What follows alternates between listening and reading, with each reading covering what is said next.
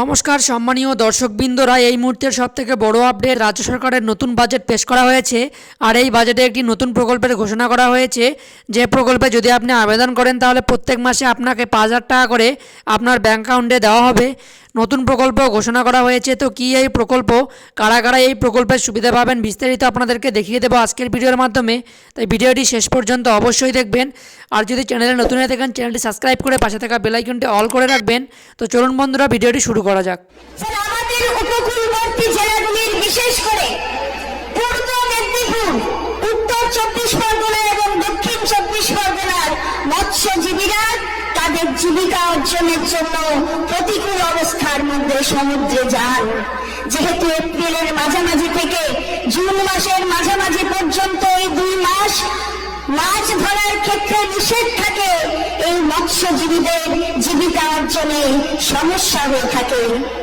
আমি আনন্দের সঙ্গে জানাচ্ছি যে এই 2 মাসে এইসব মৎস্যজীবীদের জীবিকার সহায়তার জন্য সমুদ্র সাথী নামে একটি নতুন প্রকল্প চালু করা হলো। এর মাধ্যমে এই 3টি জেলার প্রতিটি নথিভুক্ত মৎস্যজীবী প্রতি বছর এই 2 মাস প্রতি মাসে 5,000 টাকা করে পাবে।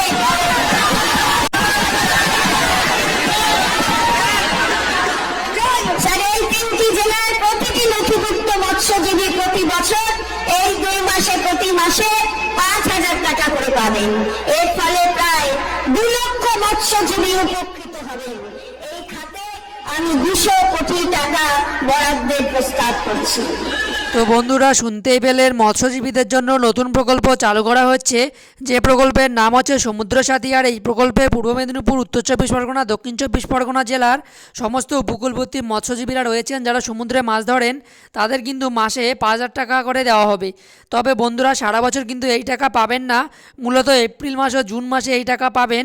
5,000 করে 10,000 টাকা আপনাদেরকে বছরে দেওয়া হবে। তো বন্ধুরা, আপনি কোন জেলা থেকে ভিডিওটি দেখছেন তা অবশ্যই কমেন্ট করে জানাবেন। তো এই আপডেটটি দেওয়ার ছিল। যদি ভিডিওটি ভালো লাগে থাকে, ভিডিওটিতে অবশ্যই একটি লাইক দেওয়ার পাশাপাশি চ্যানেলটি সাবস্ক্রাইব করে রাখবেন এবং ফেসবুক পেজ থেকে দেখে থাকলে পেজটিকে অবশ্যই ফলো করে রাখবেন। ধন্যবাদ।